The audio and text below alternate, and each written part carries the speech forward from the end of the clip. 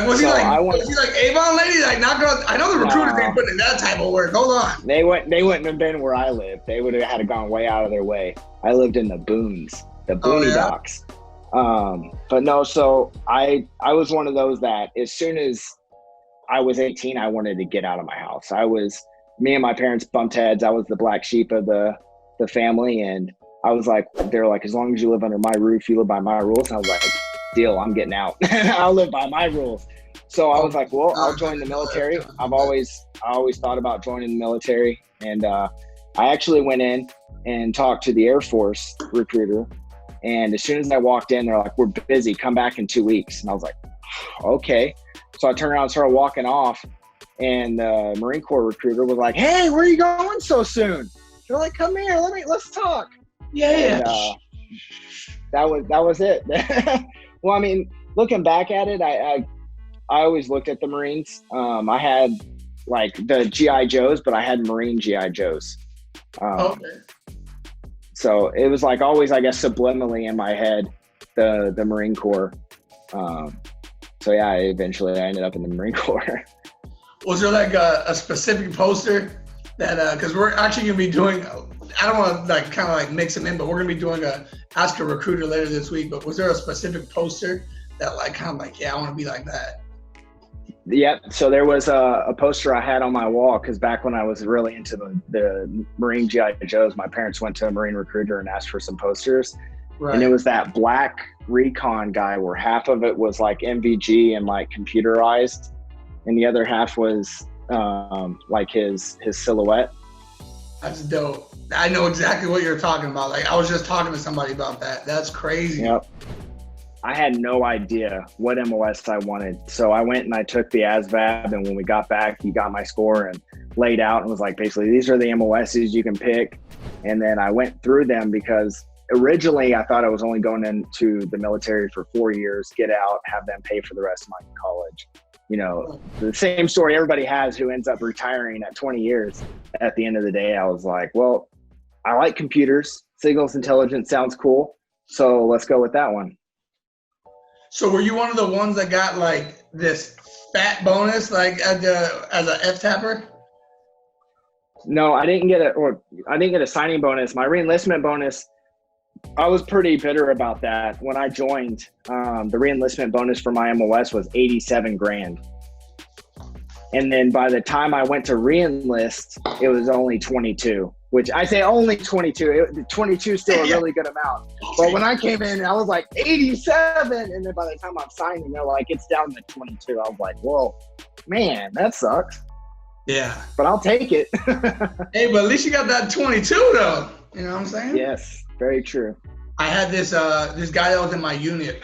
He was S2. And he signed for like 95,000, and he was in Iraq when he did it. He reenlisted in Iraq, tax free, $95,000. One of my buddies was a linguist, and they get a signing bonus. So they get a bonus just for joining once they get out of their language school. And right. I think he ended up getting 27,000 as a signing bonus. And as soon as he got that bonus, he put it all on the Facebook back when they were young. So by the time his 5 years were up, he had, I think it was like $1.5 million in Facebook stock. So he cashed that out and got out of the Marine Corps. Wow. Yeah, I definitely look back and think there's definitely some smarter investments I could have made. But hey, I was young, you know what I'm saying? Don't judge me. So it was really interesting going through MOS school. They hadn't updated the curriculum in probably 20 years. So as we're going through it, we're like, wow, this is really interesting. It's weird that we're doing this. And then we get to the fleet and they're like, forget everything you learned at MOS school. It does no longer apply. You're going to have to relearn the entire job because it's different. And we're like, oh, that's fun.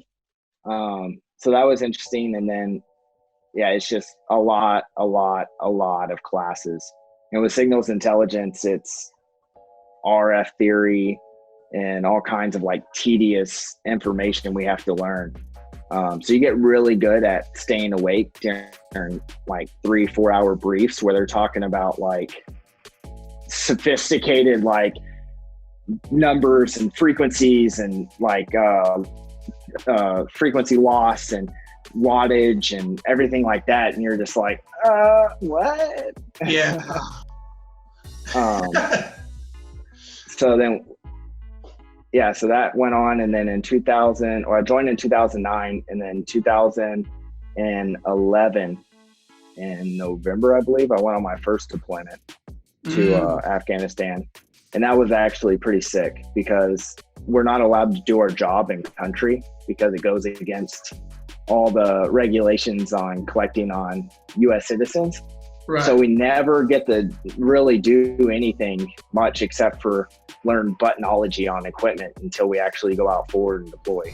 What was your first unit? I was at it's fine. 1st Radio Battalion in Camp Pendleton. Hey, Radio Battalion. Let me give a big shout out to Radio Battalion. So in 2014, is that when you went to? TTCG, 29 Palms. Oh, so in 29 Palms, like, what was it like out there for you?